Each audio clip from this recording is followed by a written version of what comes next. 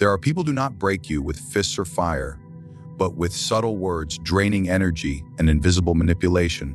You feel tired after meeting them, confused after trusting them, and empty after giving your best. This isn't weakness, it's psychological warfare. Today, we uncover the 6 most dangerous types of people you must avoid, not just to survive, but to reclaim your soul. If you've ever felt like someone was slowly unraveling your spirit, stay with me until the end, because recognizing these shadows may be the only way to protect the light within you.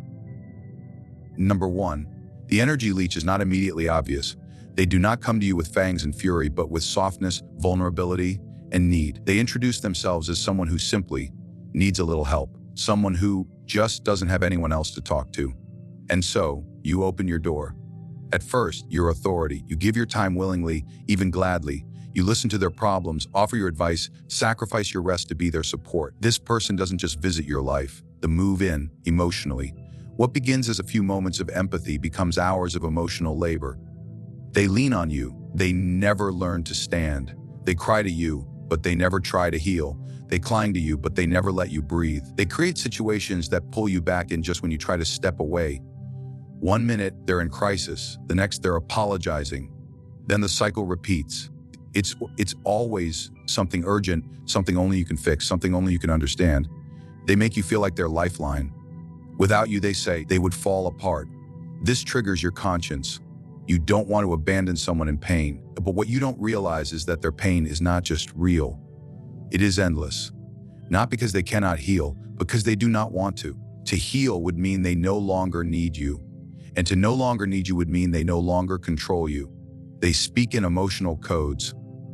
I don't know what I'd do without you. You're the only one who's ever cared. I'm trying, but it's hard. These are not always lies, but they are tools. Tools to keep you close, confused, and constantly available. Over time, you begin to notice you are more tired after seeing them, not physically, but spiritually. Their presence feels like walking through fog. You're drained without reason, irritated without understanding, and you begin to lose the clarity that used to guide you. They never take anything from you outright, but you start losing sleep, focus, ambition, and even your self-worth. And when you finally start questioning the dynamic, they flip the script. They make you feel guilty, ungrateful, cold, as if you're the one doing harm for needing space, for saying no, for drawing a boundary. This is not just emotional dependence. It is emotional colonization. And unless you recognize the pattern, you will slowly become a servant in someone else's survival strategy. Number 2, the master manipulator rarely reveals their intentions through direct confrontation. Instead, they operate through subtle shifts in perception, bending your sense of reality to suit their hidden agenda. These individuals possess an uncanny ability to read people, not for the sake of connection, but for control. They study your language, your emotions, your insecurities, and slowly begin to reshape the way you think about yourself, about others, and about them. Their greatest weapon is not aggression, but suggestion. They ask loaded questions, plant doubts, and offer just enough praise to keep you chasing their approval. You never quite feel secure in their presence, and yet, you find yourself craving their validation more than you realize. At first, you may admire them. They appear intelligent, charismatic, maybe even wise, but over time, their influence doesn't uplift. It restricts. You start censoring your thoughts before speaking, unsure of how they'll twist your words. You hesitate to share opinions that once came freely. You doubt your judgment, not because it's flawed, but because they've slowly conditioned you to depend on theirs. They do not impose authority with brute force. They shape the atmosphere around you so subtly that it becomes easier to comply than to resist. They don't just manipulate events, they manipulate meaning. Their tactics are cloaked in reason. They never yell, they suggest, they never blame, they imply. They speak in riddles that always leave you feeling just slightly off balance. When challenged, they retreat into ambiguity. They say you misunderstood, that you're being sensitive, that you're imagining things. They turn your confrontation into their victimhood. This reversal confuses your moral compass. You stop trusting your instincts and start internalizing guilt for merely reacting to abuse. Over time, you may lose the ability to distinguish between your authentic desires and their projected ones. Your autonomy becomes entangled in their narrative, a script they control but make you feel responsible for. These individuals are not interested in partnerships. They want puppets. They position themselves as the answer to your questions, the solution to your chaos, the architect of your stability. And while you may feel momentary security in their certainty, that security always comes with a pricing your freedom. You do not see their chains because they are psychological. They build a cage with your own thoughts, and by the time you realize you're imprisoned, you've already thrown away the key, convinced it was your own idea to step inside. Number 3, the chronic victim wears suffering like armor, a shield that deflects all responsibility and demands constant attention. At first glance, they appear fragile, even endearing. They speak of past betrayals, heartbreaks, injustices, always casting themselves as the wounded party in a world that refuses to understand their pain. You feel drawn to them, compelled by empathy, by the human desire to comfort and protect. But over time, something shifts. Their wounds never seem to heal. Every moment becomes another chapter in their endless saga of being wronged. And slowly your role is rewritten. Not as a friend, but as an emotional caretaker. They do not seek growth, only sympathy. Every attempt to offer solutions is met with resistance.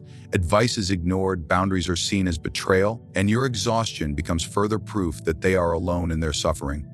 You begin to notice that their problems never truly end, only evolve into new ones. If one issue is resolved, another soon takes its place.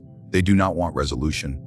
Subconsciously or not, they need the chaos because it keeps them at the center of attention. If pain becomes their identity, and anyone who refuses to indulge it becomes the enemy. This archetype is dangerous not because they are evil, but because their endless cycle of self-pity drains the life out of those around them. They guilt you into loyalty. They weaponize their sadness. Your success makes them feel abandoned. Your happiness is seen as selfish, and your boundaries are received as punishment. You become entangled in a relationship where compassion is a currency they demand endlessly, but never return. The emotional imbalance deepens until you find yourself walking on eggshells, afraid to share your own burdens for fear of overshadowing theirs. Their suffering, real or exaggerated, becomes a means of control. And the more you give, the more they need. They may not manipulate with calculation like the master manipulator. Their effect is just as corrosive. Over time, your sense of self-worth erodes under the constant pressure to be their savior. You begin to equate your value with your usefulness to their emotional survival. And in trying to rescue them from their darkness, you slowly lose sight of your own light until all that remains is the quiet, suffocating weight of someone else's unresolved past, resting heavily on your shoulders. Number 4. The passive-aggressive saboteur is among the most deceptive and corrosive personalities you will ever encounter. On the surface, they may appear agreeable, even kind. They rarely confront, rarely shout, and rarely make overt displays of hostility. But beneath their polite exterior lies a quiet rebellion, deeply rooted resistance that manifests not through direct conflict but through subtle sabotage. These individuals are fueled by suppressed anger, envy, or insecurity, yet lack the courage or self-awareness to express it openly. Instead, they operate in shadows, chipping away at your confidence, your plans, and your peace with smiles on their faces and compliments laced with poison. They will say yes to your face and then quietly ensure things go wrong behind your back. They will agree to help and then forget, delay, or do things poorly, just enough to frustrate you, but never enough to be held fully accountable. Their words and actions are always just ambiguous enough to leave you doubting your own instincts. You might feel the sting of their sarcasm, the sharpness of their backhanded praise, or the slight chill in their indifferent silence, but when confronted, they retreat behind denial or innocence. You're overreacting, they'll say. I didn't mean it like that. And suddenly, you're the one who seems unreasonable. Their weapon is confusion. They create tension not through force, but through contradiction. You begin to question yourself, your memory, your expectations, your emotional responses. This self-doubt is exactly what they want. It makes you easier to control. Their discontent is never voiced directly, which denies you the clarity needed to address it. Instead, their grievances fester and seep into every interaction. The result is a kind of psychological erosion. You're left constantly guessing, trying to decode meanings, adjust your behavior, keep peace where there is only unspoken war. The danger of the passive-aggressive person lies in their ability to damage relationships while maintaining plausible deniability. They often present themselves as the victim, portraying any backlash as unjust or overly harsh. And because they rarely break rules outright, they slip through the cracks of accountability. Over time, the emotional labor of navigating their subtext, interpreting their silences, and recovering from their subtle undermining leaves you drained and diminished. You may begin to internalize the blame, believing that your own sensitivity is the problem. But it's not. It's their refusal to be honest, to confront, to engage in real dialogue that creates a toxic atmosphere where clarity is impossible and trust slowly dies. Number 5.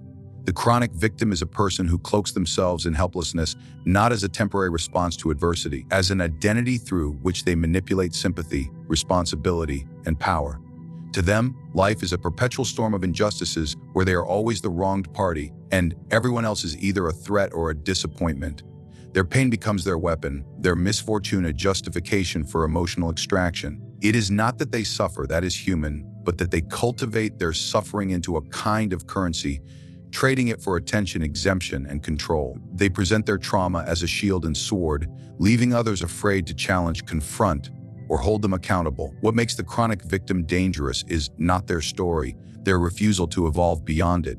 While most people encounter pain and gradually integrate it into a broader, more mature sense of self, this type of individual chooses to anchor their identity in grievance. Every situation is filtered through a lens of persecution. Every failed relationship, lost opportunity, or personal flaw is blamed on others. On the cruel world, on the selfish friend, on the uncaring family. They take no responsibility because that would mean surrendering the power they gain from helplessness. To be a victim is to avoid blame, to extract empathy, and to wield moral superiority without having to do the work of healing. They will drain you not through obvious abuse, but through ceaseless emotional dependence. You may find yourself constantly consoling them, explaining yourself, fixing their problems, or walking on eggshells to avoid triggering their fragile sense of injustice.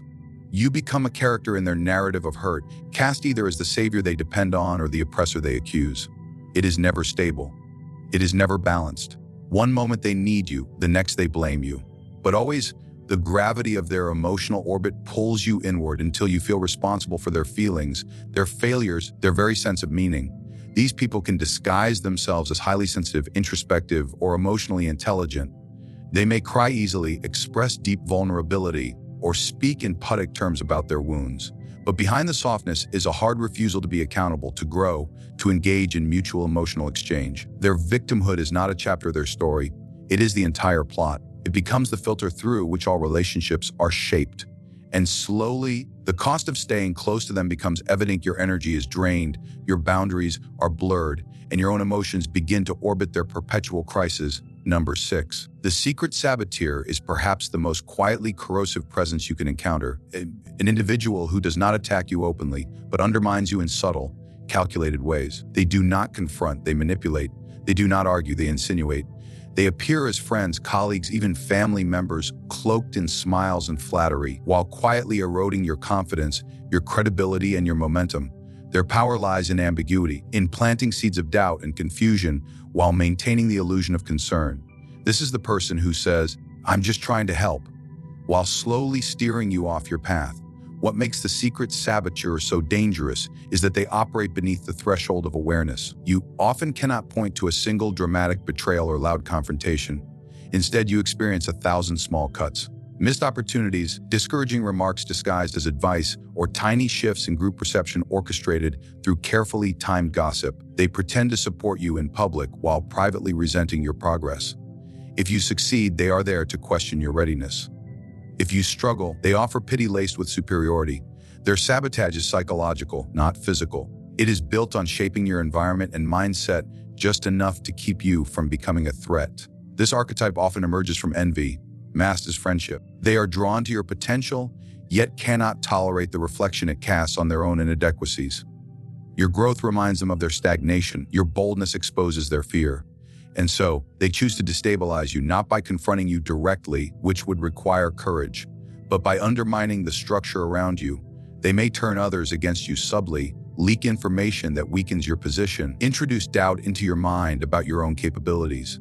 Over time, the result is the same confusion, isolation, and self-doubt. They are difficult to detect because they never stop smiling. They will compliment you one moment and express vague concerns about your judgment the next. They may say others are questioning your choices while never naming names. They create emotional static, where you begin to mistrust your instincts and second-guess your actions. You may feel that something is off but have no proof. That's the genius of their strategy. They operate in shadows, relying on your hesitance to accuse someone who's never openly wronged you. By the time you recognize the pattern, much of the damage is already internal. Your spirit is hesitant. Your energy is misdirected. Your trust in yourself is fractured, and they continue unnoticed, feeding off the imbalance they create. In a world shaped by hidden motives, fractured egos, and unconscious projections, your survival, your true psychological survival, depends not on how kind or agreeable you are, but on how clearly you see. The 6 dangerous personalities described are not rare exceptions. They are archetypes embedded within every society, every institution, every family. To navigate life with wisdom, you must become a student of human nature, not the idealized version you wish existed, the raw and uncomfortable truths that shape people's behavior when no one is watching. You must learn to observe without judgment, discern without paranoia, and distance yourself without guilt. Every encounter leaves an imprint on the soul. And if you allow the wrong energies too close, if you mistake manipulation for affection or tolerate deception in the name of harmony, you will slowly lose the most sacred thing you possess, your own center. These personalities do not just harm you outwardly, they deform your inner landscape, teaching you to silence your instincts, compromise your standards, and accept confusion as normal. That is the real danger. Once you see the pattern, you regain the power, you realize that avoidance is not weakness. It is strategy. That saying no is not cruelty. It is self-preservation. That walking away from those who drain you is not abandonment. It is alignment. Each time you recognize one of these archetypes and choose to step back, you reclaim a part of your mind that was held hostage. You protect your energy, your direction, and your psychological integrity. This is not about fear. It is about clarity. It is about evolving from the naive hope that everyone means well into the sober awareness that some people simply don't. And it is in that awareness, not in confrontation, not in revenge, but in understanding that your liberation begins.